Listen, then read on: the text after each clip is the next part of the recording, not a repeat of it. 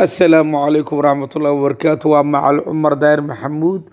waxaan ku soo jirnay alphabetiska qeybihii u dambeeyay capital letters and small letter together ayaa la yiraahdaa farta waaweyn iyo farta yar oo meel wada jira ku wada jira waa wada a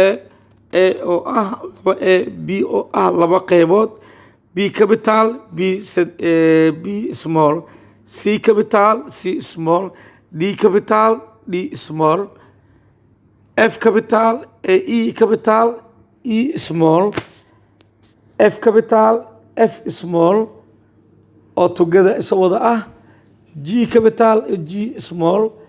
H capital, H small, I capital, I small, J capital, J small, K capital, K small, L capital L small waa marka M ayaa liisaas ayaa loo wadayaa ereyada saas ayaa loo wadayaa ilaa aan ka gaarno Z ilaa Y Z laga gaaro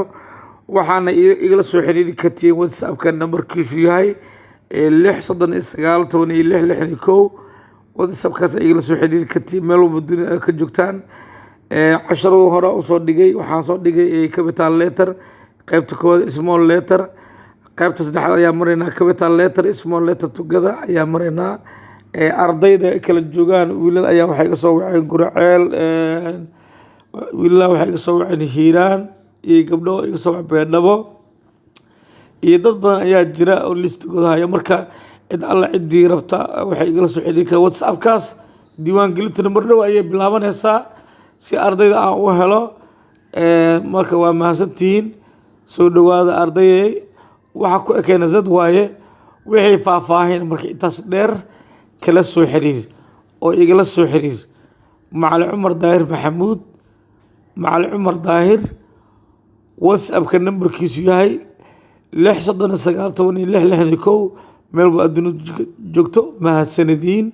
daawasho wacan iyo dhegeyso wacan thank you